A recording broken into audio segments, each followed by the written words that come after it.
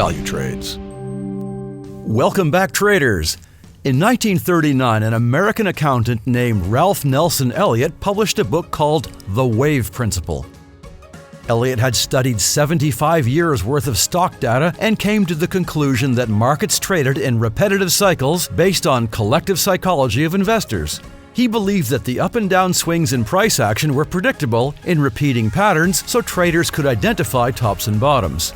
Elliott found that price moves firstly in a series of 5 waves called impulse waves, and then are followed by 3 corrective waves. Starting with the impulse waves, we have 3 motive waves, which represent the current trend, and 2 pullbacks or retracements. These can either be bullish or bearish, of course.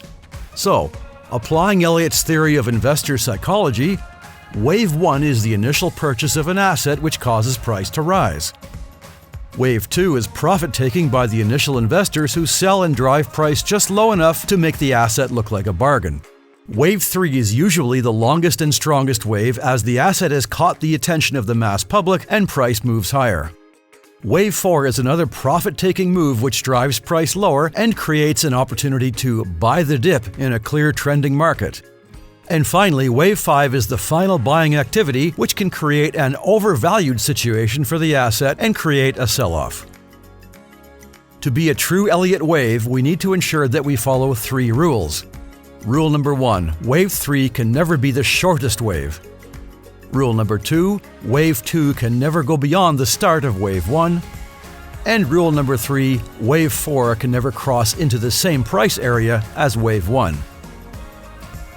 Here we can see price action following these rules until the final wave hits a level of resistance. Okay, now that this move is finished, Elliott wants us to look at the corrective waves. Normally we have at least 3 waves. Wave A is the first reversal. Wave B is a pullback and usually shorter than Wave A. Wave C can be a continuation of the trend. However, corrective wave patterns can come in many forms: zigzags, flats, or pennants, among others.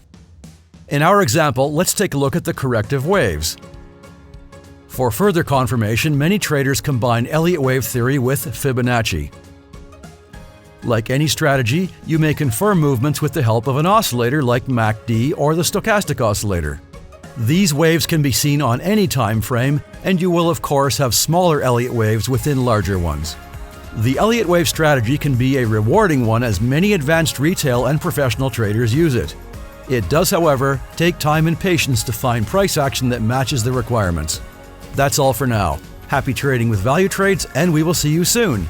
CFDs and FX are leveraged products and your capital may be at risk.